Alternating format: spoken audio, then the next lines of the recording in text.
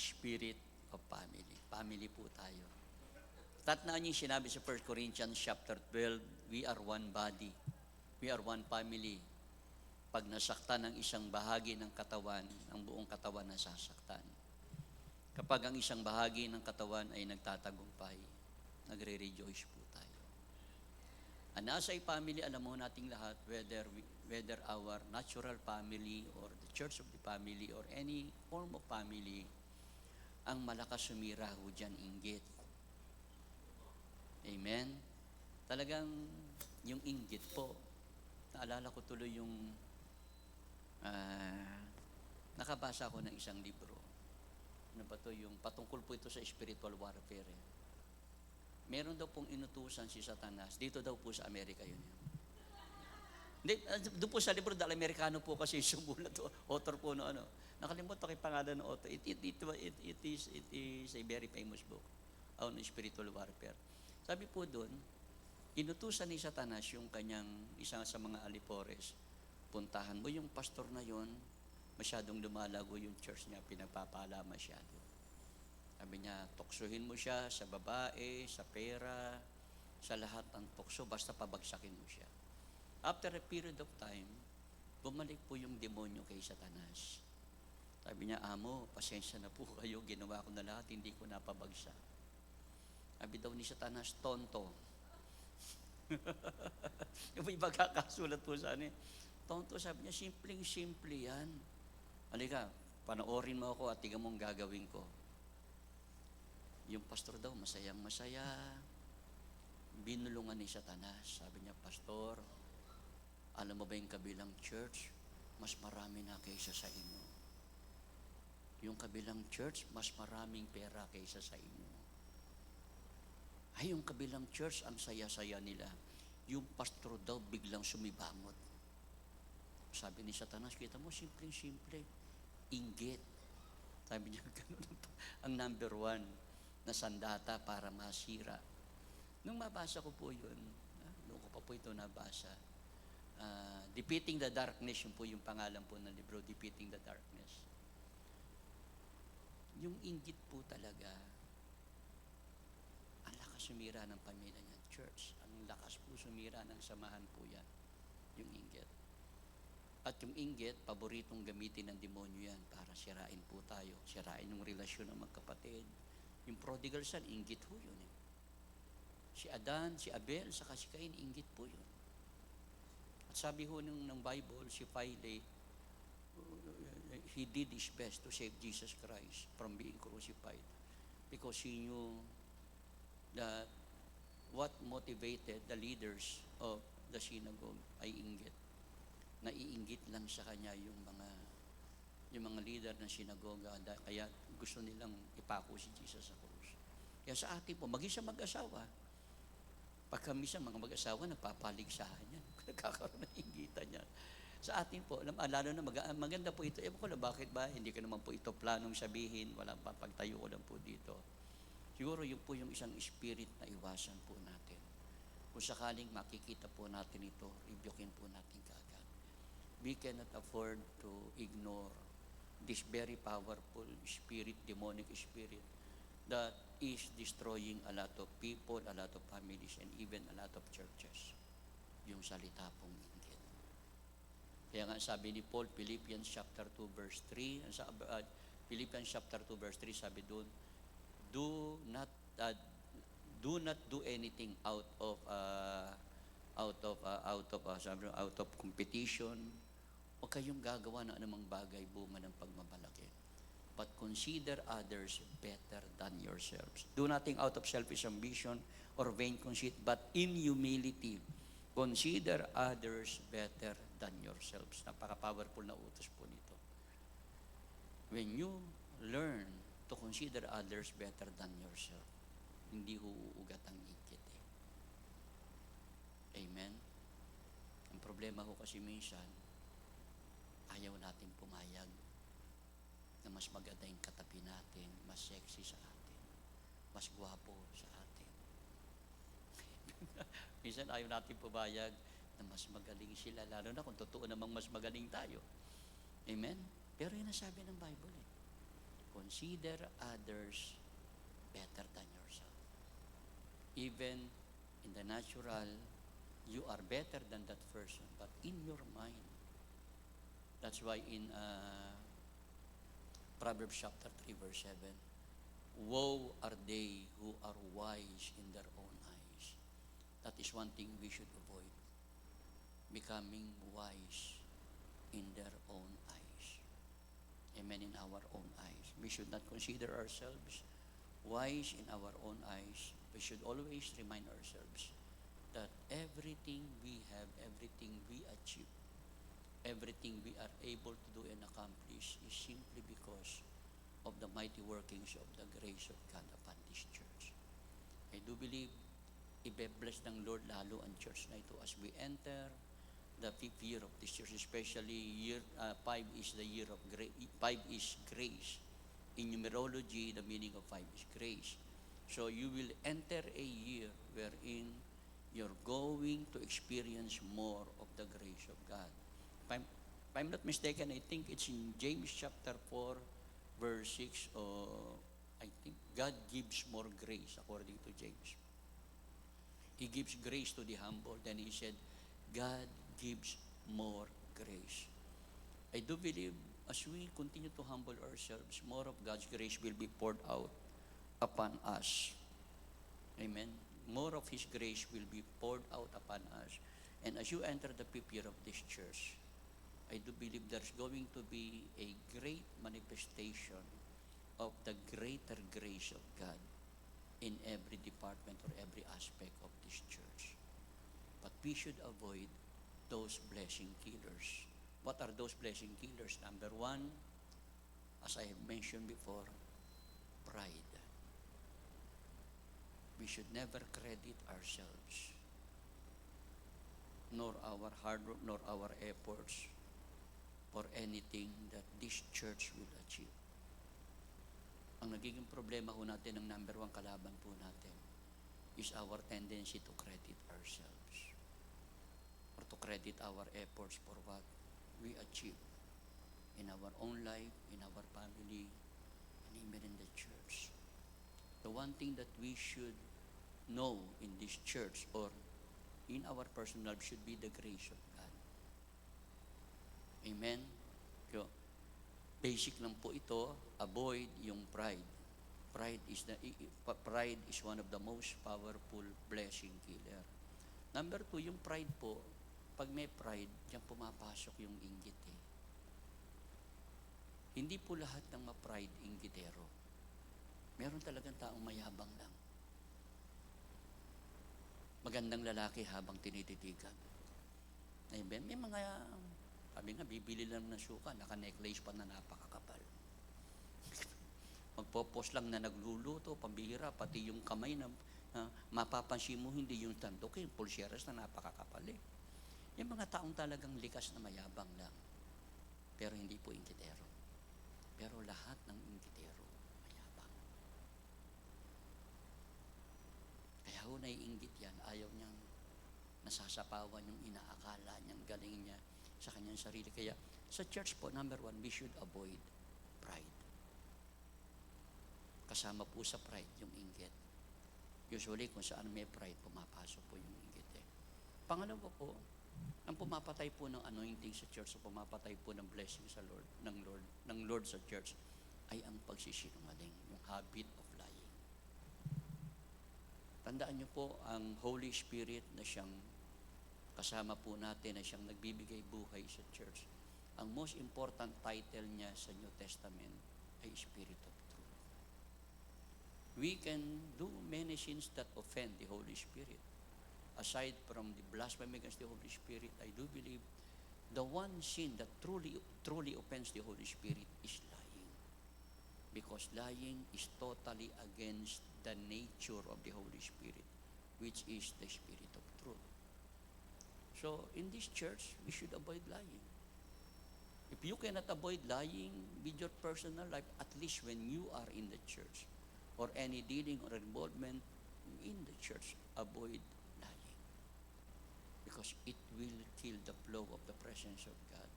It will kill the flow of God's blessing upon this church. So pride, lying, those are blessing killers that we should avoid. Number 3, we should avoid the spirit of division. Any form of spirit of division should avoid. Actually, if you will study Acts chapter 2, verses 1 to 4, when the church was given birth through the outpouring of the Holy Spirit, it says there that the disciples were in one place. The disciples were in one place and they were praying for 10 straight days. When suddenly the Holy Spirit came upon them and they all spoke in tongues and they all received the power of the Holy Spirit. When the Bible said that they were in one place, meaning they were completely united at that time. They were in the place of unity.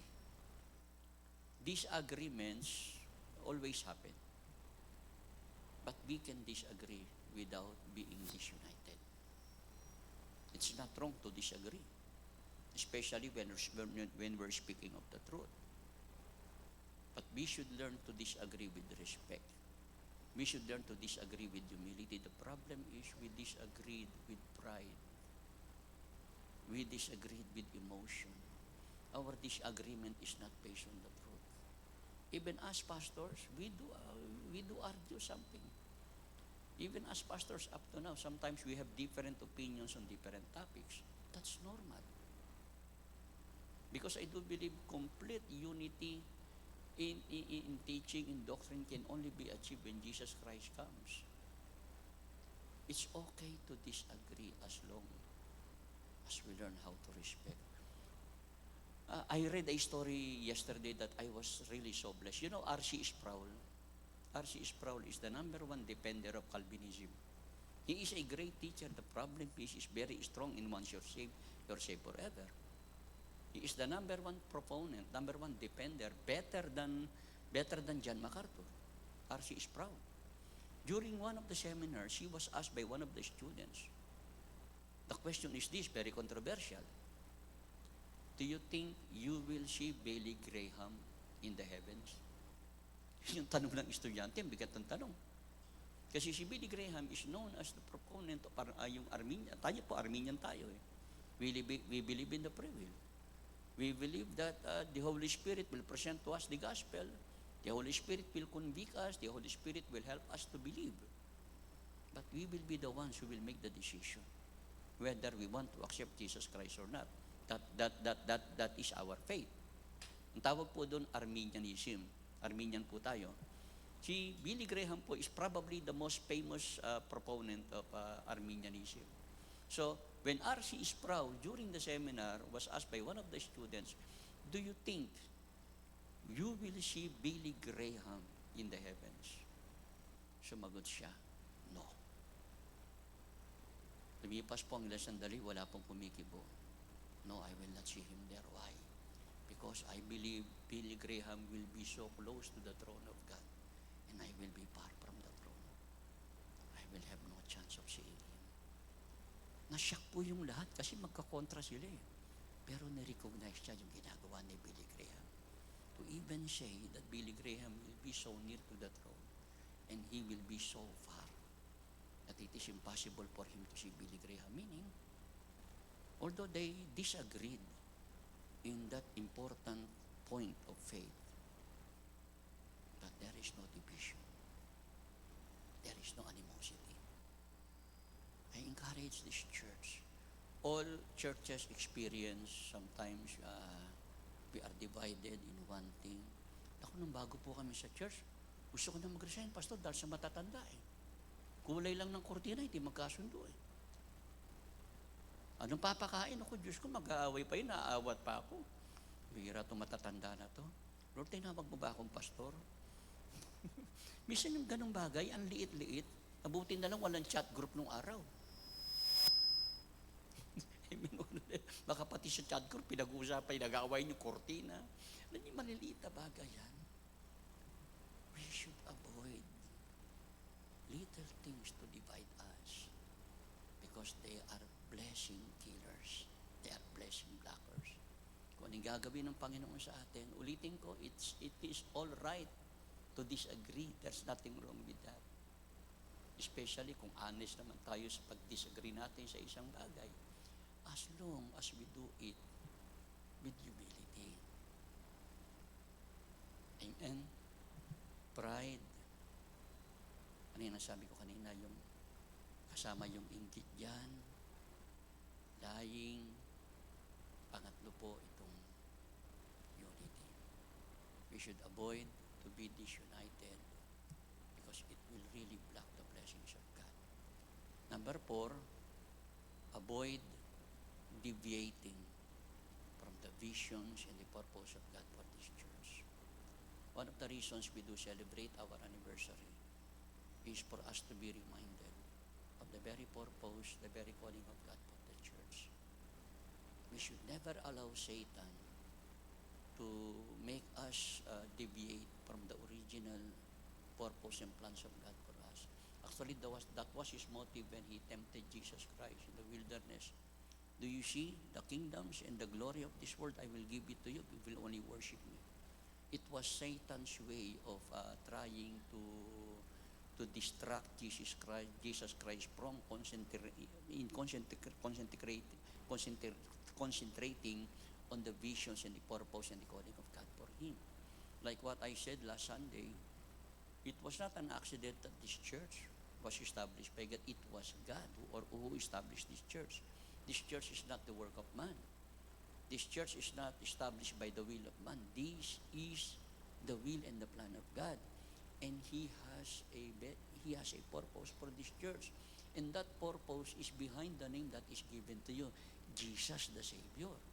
Jesus the Savior, the name of the church reflects not only the nature, but the mission, the purpose, and the calling of the church. That is one thing we should not allow. We should not be tempted. However good the offer of Satan is to deviate from that purpose. People may call us old-fashioned, but they can call us anything they want to call us. But we should not allow ourselves to be distracted by the devil from our original purpose. That's why Jesus Christ said in John 4:34, my food is to do the will of Him who sent me and to complete His work. Until the last minute of His life, He was so concentrated on that purpose and calling. That's why the first word that came out of His mouth while He was there on the cross of Calvary, Father, forgive them, for they know not what they do. Amen? Because He was concentrated on that mission. And number 5, I'll finish this exhortation with this. The one thing that we should avoid is falling into the ways of the world. It's so easy to fall into the ways of the world, especially in today's body of Christ, that we see worldly ways in almost every church. Not to be judgmental, not to be self-righteous. Everywhere you go, you can see the system of the world invaded the church. Kaya ba, Pastor, nagpapauso kayo rito? Sino ba yung pastor sa California na Mexican, pero American born eh? Bata pa, ang galing. Pinakinggan ko yung mga exhortation niya. Sabi niya, bakit kailangan natin magpauso sa church? Di ba daming church na ganyan nagpapauso? Because reflective yan, wala tayong nakikitang glory sa Diyos. That's why we try to create our own glory. Kasi may mga churches na nagpapauso kayo. May mga churches na pinapatay ang ilaw pagka nag-worship. Ano yan? Disco sweet. Kailangan patayin yung ilaw, parang ini-emotionalize natin. Ang church ay larawan ng langit ito. Dapat maliwanag na maliwanag ang church. Naalala ko, na-invite kami sa isang anniversary nung araw, Pastor. Pambira, pati microphone, merong strobe light. Hindi ako isipin niyo yung microphone ng ilaw, pambira, sabi kong gano'n. Hanggang hindi ko makalimutan yung simple gano'n. We should avoid falling into the ways of the world. Pastor Lito, Pastor Alex, Pastor Danny, and all the leaders of this church. However attractive the ways or however effective you may see it in other churches, as long as they are worldly, we should not adopt it. We should stick with the ways of the Word of God. And I do believe the blessings of God will continue to increase in this church, because adopting the worldly ways into what we do in the church will block the flow of the presence of God and the flow of the blessings of God in this church. I will say this again, you will be entering the 5th year of your existence. 5 is grace. So as you enter the 5th year, you will see this, you will experience this. You will witness a greater outpouring of the grace of God in this church, in all aspects of what we do in this church. Even in your life, you will experience and see and witness the greater flow of God's grace. Amen? Palapakan nga po natin na malakas ang Diyos. Pastor Lito.